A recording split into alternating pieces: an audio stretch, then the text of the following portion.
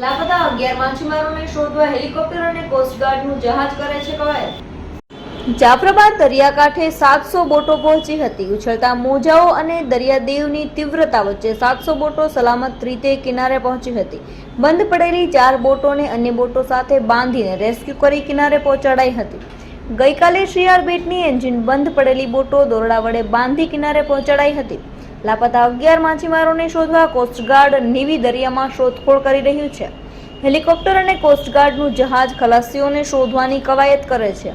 લાપતા ખલાસીઓના પરિવારજનો ચિંતિત જણાઈ રહ્યા છે। સરકાર દ્વારા માછીમારોને શોધવાની પ્રક્રિયાઓ તેજ કરવામાં આવી છે।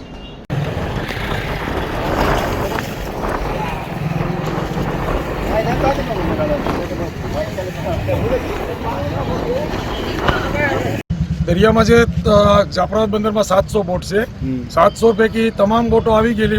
फक्त 4 बोटो अपना खलासी माणसों सहित અને એક બોટ ખાલી બોટ એમાંથી માણસોને રેસ્ક્યુ કરેલા છે।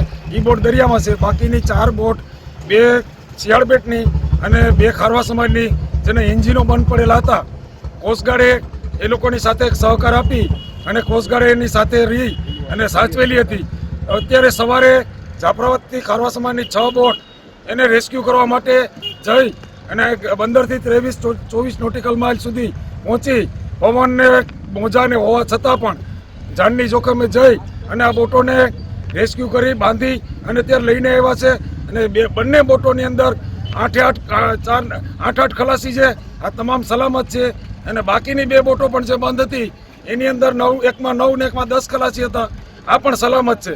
હવે હાલમાં જાફરાબાદ બંદરની એક પણ માણસોવાળી બોટ એક પણ નથી રહેલી। એક ખાલી બોટ દરિયાની અંદર છે।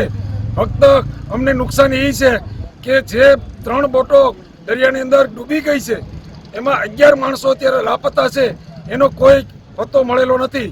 ભગવાન કરે અને આ માણસો પણ અમને જીવંત મળી જાય એવી અમારી કોશિશ છે। હાલમાં પણ કોસ્ટગાર્ડ ત્યાં તપાસ કરી રહી છે। તો કોસ્ટગાર્ડે આ વખતે સહકાર આપ્યો, તંત્રે સહકાર આપ્યો, મરીન પોલીસ સ્ટેશને, કોસ્ટગાર્ડે અને કલેક્ટર સાહેબ, એસપી સાહેબ, ડેપ્યુટી કલેક્ટર સાહેબ, અમારા ફિશરીઝ કમિશનર સાહેબ તમામે અમને સતત સંપર્કમાં રહી રાત દિવસ સુધીમાં અને આમાં સહકાર આપ્યો છે। તો આ તકે માછીમાર સમાજ વતી હું એમનો પણ આભાર માનું છું કે આવા સમયે એમને ઉપયોગી થયા અને અમારા ભાઈઓ સારી રીતે સારી પેઢે ઘર સુધી પહોંચી ગયા છે।